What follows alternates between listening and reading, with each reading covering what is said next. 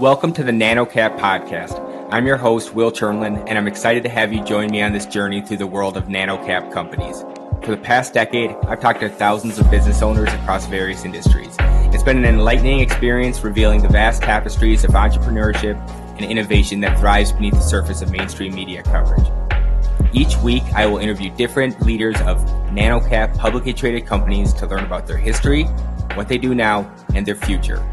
As a reminder, none of this information is financial advice, and it is all for entertainment purposes only. Let's start this week's episode.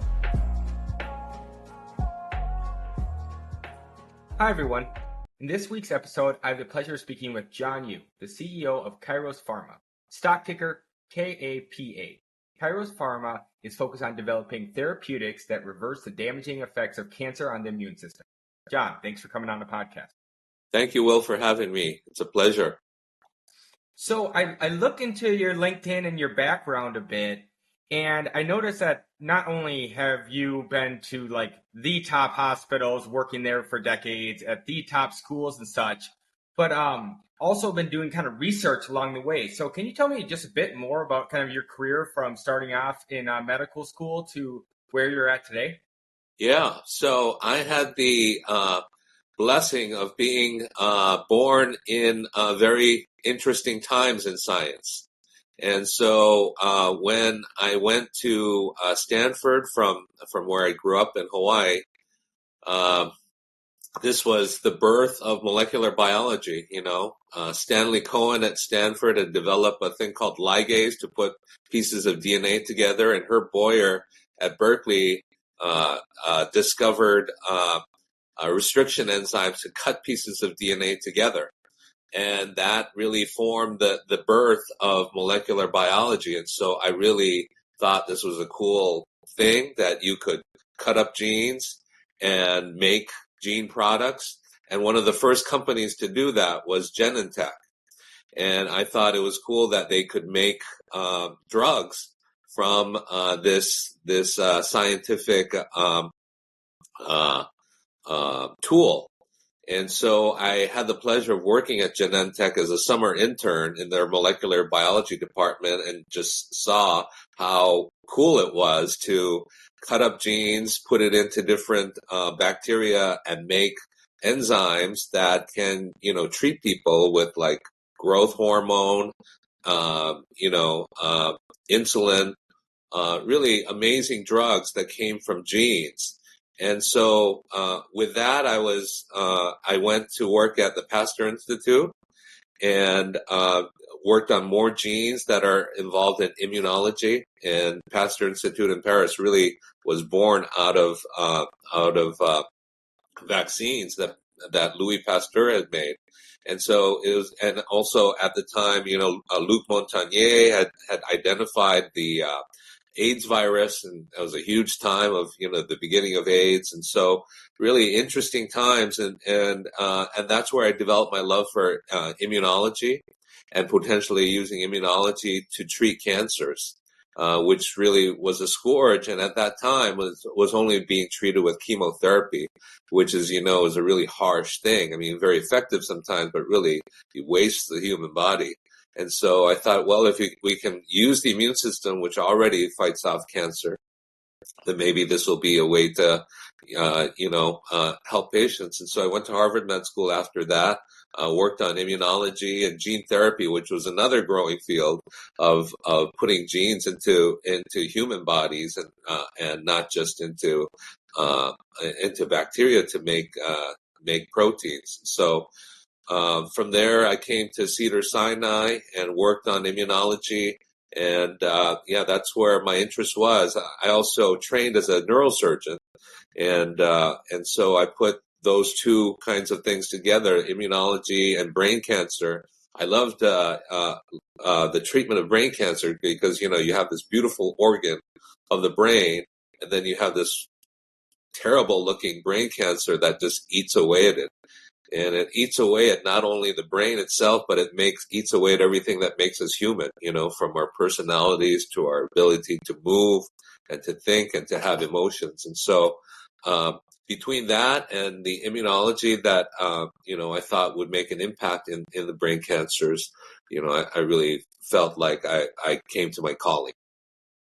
So, to take a step back, were you a nerdy kid in Hawaii who was already into gene editing and you knew that the breakthroughs were happening in Northern California? Or did you get to college and see the breakthroughs were happening and you said, I got to be a part of it? Or Yeah. where did they come from? Well, I was born in Korea. I moved to Hawaii when I was 5, and my parents, my dad was a diplomat there, and then he decided to stay ostensibly for my education, and they were hardworking immigrants and always valued education, and I loved Hawaii. It was beautiful, but I always wanted to get out. I thought there was something greater. There was the world out there with interesting things happening. And so when I went to Stanford, I had no idea about biology or gene editing or anything like that. But I found this incredible thing that was happening in the back door of, the university. And, so that's when I kind of got hooked on to this amazing area of biology. And that's what sort of propelled me through. And then another quick side question. You've been to like literally the greatest universities in the world. Like, which one's like more your style and like your favorite?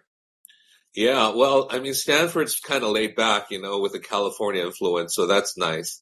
Harvard Med School, is an amazing place, and it really feels like you're standing on the shoulders of giants that really made an impact in medicine and biomedical research. So, I mean, they're all great institutions, and I'm just really lucky to have been part of them. Awesome. So, okay, we're kind of getting closer and closer to present day. So, you're working as a researcher, you're working in hospitals and such. Where did the idea of you becoming a CEO pop in, and how did that come about?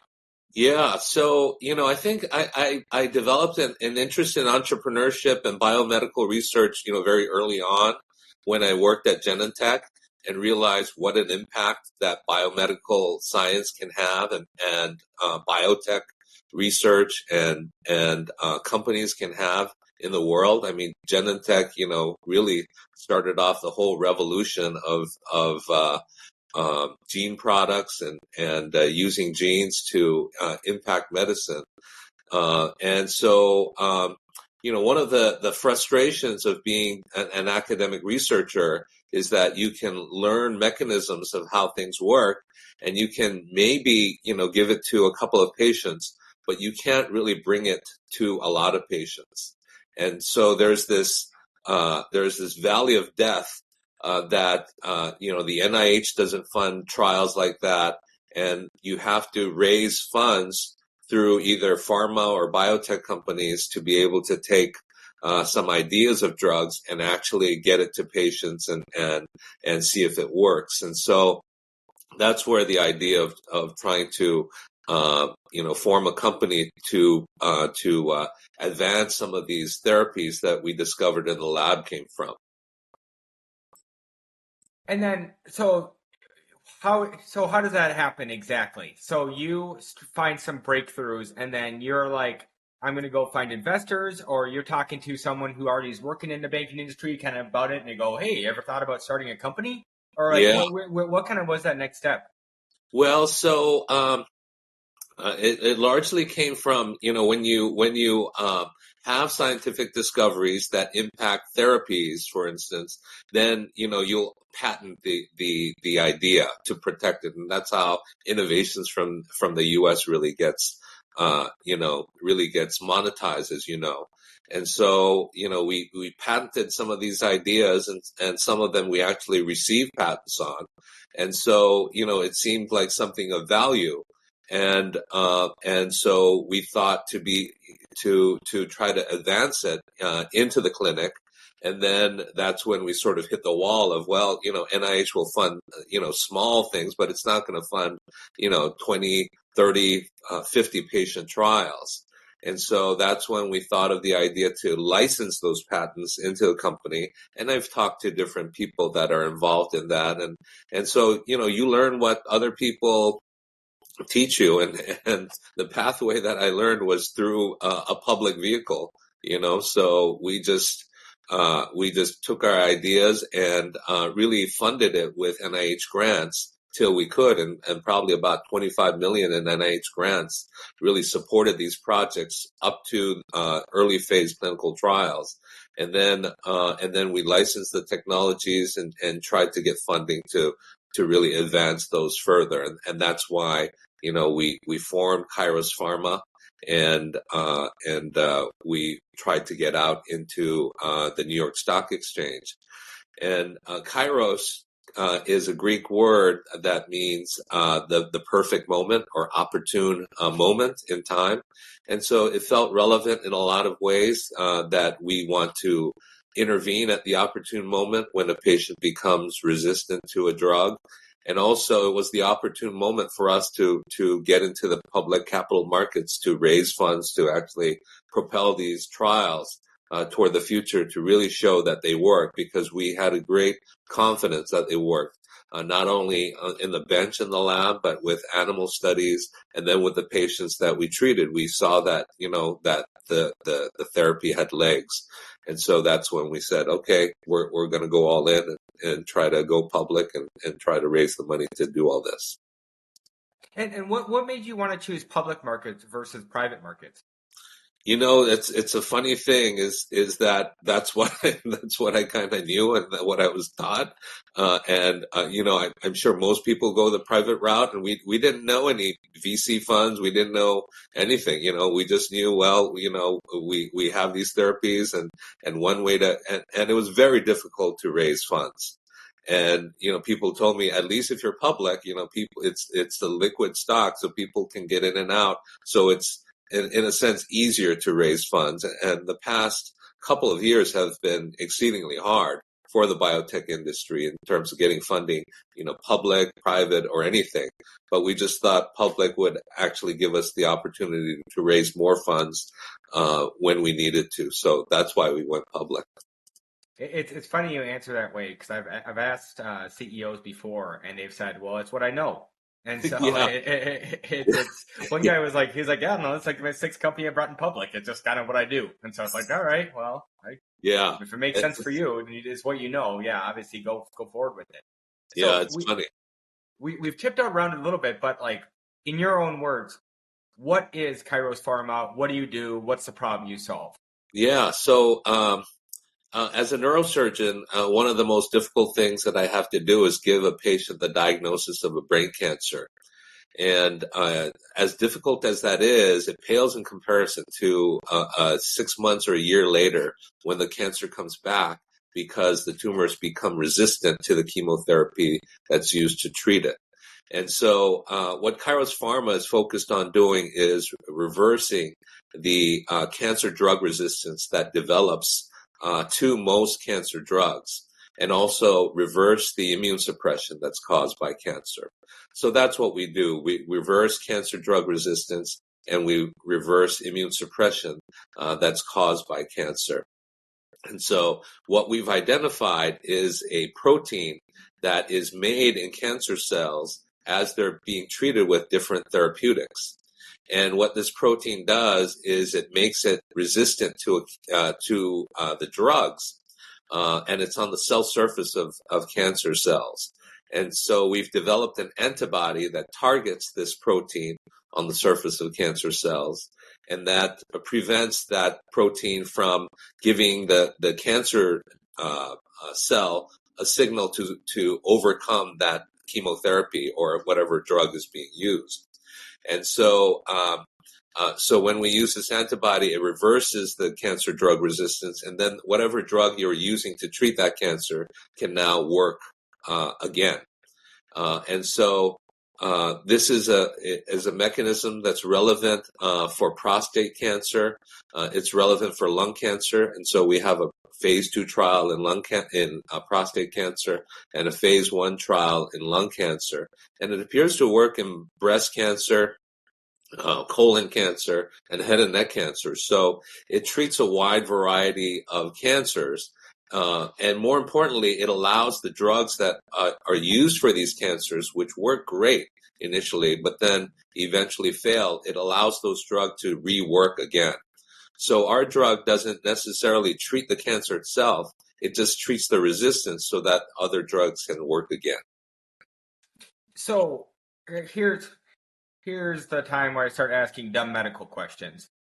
So is there certain types of cancer that are more resistant to, like, say, chemotherapy, where like brain cancer becomes resistant faster than if you have breast cancer, or they kind of all depend on the actual human?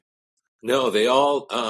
Well, one thing is for sure is drugs don't work forever, and they work for different periods of time, and even in different patients they work differently. So in one patient it'll work for 6 months, for another patient it'll work for a year, some patients it'll work for 2 years. But what you can count on is that eventually they'll become resistant to that drug. And so we've identified a mechanism. It's probably not the only mechanism, but it appears to be a central mechanism that impacts several different cancers with several different types of drugs, because it has such a strong survival signal for the cancer to withstand the chemotherapy. And, if you go into cancer research, you find that the more things you throw at the cancer, the more things it comes back to resist it. And so this is my colleague, Neil Bomick at Cedars, that identified this mechanism and a drug that will reverse that mechanism. And so we're taking his identification and his research that found the central mechanism, and we're using it for these very significant cancers. So real quick, when you do have a finding like that, is there like an actual just like aha moment in the lab, or is it after looking at data for months you finally come to a conclusion that, hey, we think this is the protein we have to go after? Or like, how does that happen? Because I see it in the movies, but how Yeah. does it really happen? Sometimes there are aha moments, but a lot of those aha moments are like when you test it a few months later, are like, oh, that really wasn't that great after all. But you're so inspired that you want to go after it. But there are some aha moments when 6 months later you confirm it, and then you do confirmatory studies in different types of cancers, and it works in several of them. So that you have something real, and so that's when you have a second aha moment that confirms that your first idea was really real. Okay, speaking of a second, is there ever a time someone needs to go on like a second time to your treatment since they become immune again, and then they need to come back to you? And does it work again, or how would that work? Yeah, so our drug doesn't necessarily work for all patients, but in prostate cancer it appears to work for a majority of them. And what's important is that we've identified a 3-gene panel called a biomarker that distinguishes those patients that will respond to it versus those patients that won't. And we recently received a $3.2 million NIH grant that confirms what we've identified in this biomarker study. So if we can determine who will respond to the drug before we actually give it, then we can really stack the deck in that we can only use the drug for those patients that'll work on. It's a kind of personalized medicine, and you've kind of heard that word, personalized medicine. And so, you personalize the treatment for the patient. And so not only does it help in individual patients, but it helps in clinical trials. For instance, if you have a biomarker that works, it increases the success of a phase 3 trial that allows commercialization of your drug from 55% to 76%. And so you can really reduce the number of patients that you need for a clinical trial, that reduce the cost significantly, and also you increase the likelihood of success of that clinical trial. So that's a very important component of all the therapies that we develop at Kairos Pharma, is developing a companion biomarker that will determine, which patients will respond to the drug or not.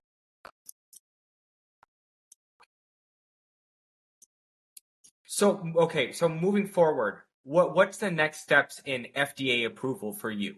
Is Yeah. it what phase are you in now? What do you need to do to get it so that you can be commercially available? Right. So we're in a randomized phase 2 trial, which is a large 100%, 100 patient uh, clinical trial that is randomized, meaning that it's randomized for patients to receive our drug with an antigen agent called apalutamide or So, just sorry, apalutamide. real quick. When you say randomized, do they still get to test to make sure that they have like the biomarkers ahead of time Yeah, to that's a make very sure? good Okay, question. Yeah, so we actually use the biomarkers to determine whether they're likely to respond or not. The FDA allowed us to test the biomarker, but not use them to put the patients onto the trial. So okay. we use the biomarker to test whether, it's confirmed that they're going to respond, and then we're going to use that for the phase 3. So this phase 2 will use the same outcome measures as the phase 3. And we think that that we will see the effects of the drug in the phase 2 as much as the phase 3. So we have interim results coming out in early 2025, and hopefully we'll see an impact or difference in these two groups even at that time. And if that's the case, then we can, discuss with large pharma companies, whether they can help us or license the product or acquire us to figure out, how this drug may impact all those other drugs in the pharmaceutical industry. That was going to be kind of my next question is, do you all want to come out with your own product? Do you want to license it? Do you want to sell the company? Or do you Yeah. just want to get it in customers helping them as fast as possible and whatever path that is, you just want to Yeah. take that one? So oftentimes, smaller biotech companies aren't the best companies to do commercialization, because you need a big group of representatives, drug reps that will, hawk not hawk, but, talk to different physicians about using your drug and so forth. So it's sort of a different skill set than small bio companies normally do. That being said, I think, we'll evaluate all our options at the time and clearly do what's best for our shareholders in terms of, either take it to a phase 3 ourselves, license the opportunity to a large pharma company, or consider merger and acquisition opportunities as they come. So this next question is one I ask almost like all of our guests since they tend to have these different types of backgrounds. So when you started becoming the CEO, what did you use as like a learning tool or a mentor to even just learn about all this stuff about public markets and what it takes to be a publicly traded company? Since you said you had an internship back in kind of the business world, but then had been out of the business world for like decades. Yeah. Well, that's a very good question. And, there are a lot of books out there. There are a lot of readings out there, podcasts, things about CEOs, about the industry that you can learn from that I did.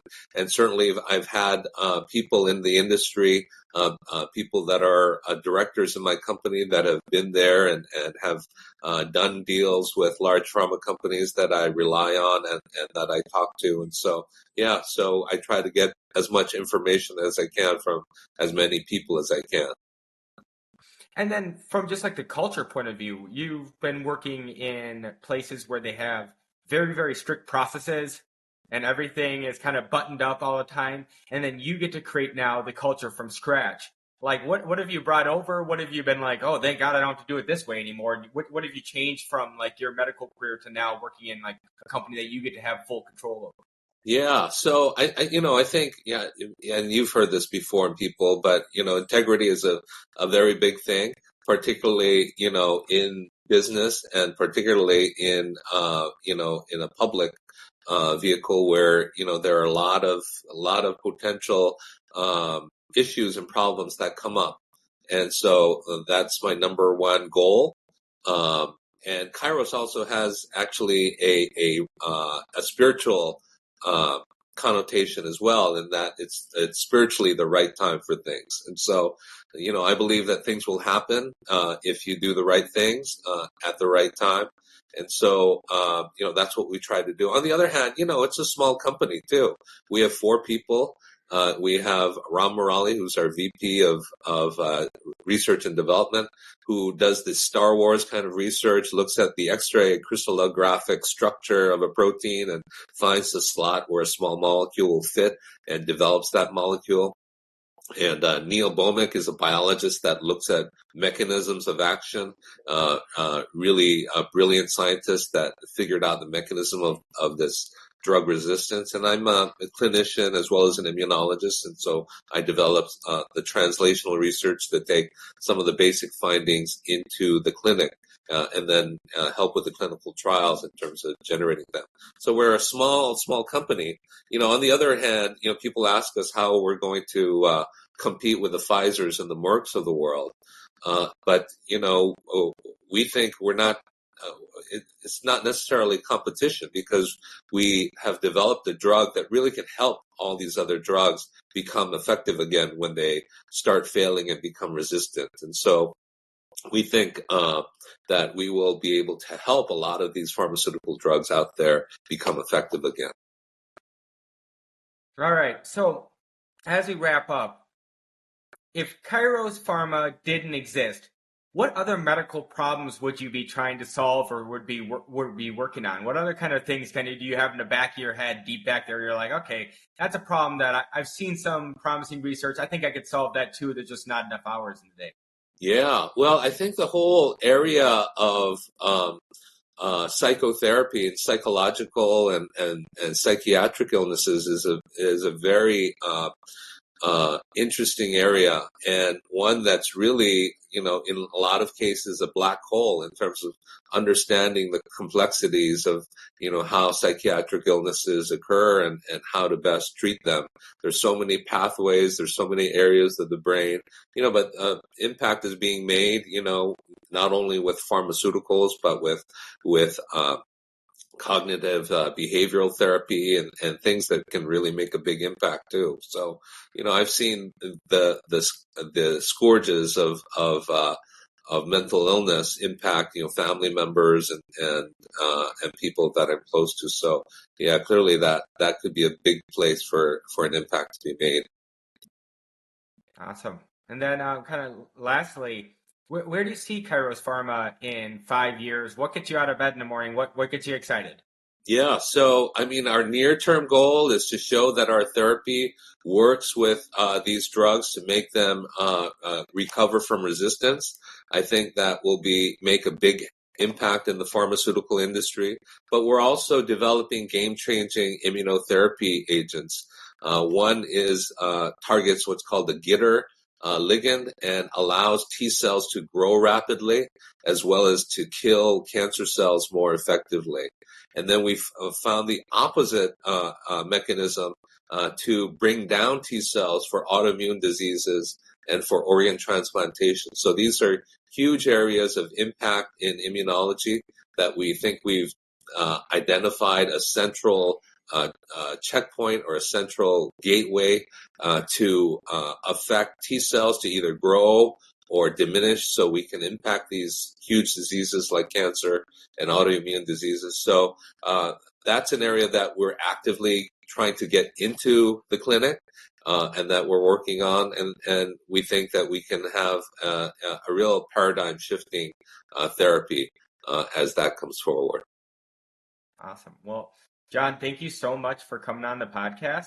If people want to learn more about what Kairos Pharma is up to and learn more about the company, where should I send them? They can go to kairospharma.com and they can get on our email list, and we're happy to send them all of the events that we're involved in, and hope that we can stay in touch, and they can contact me through the website as well, through the investors at kairospharma.com, and happy to talk with them about any of our molecules going forward. Awesome. Thank you so much. And for those still listening, please remember to subscribe and review. This podcast is for informational purposes only and does not provide financial, legal, or any other advice. The information is not investment advice or any offer to buy or sell any securities or to make any investment. The views expressed by the guests are their own, and any reference to third-party products, services, or information does not constitute an endorsement, therefore, by Nano Podcast or its affiliates. The NanoCap podcast express disclaims all liability for any individual's use of the information presented in this podcast.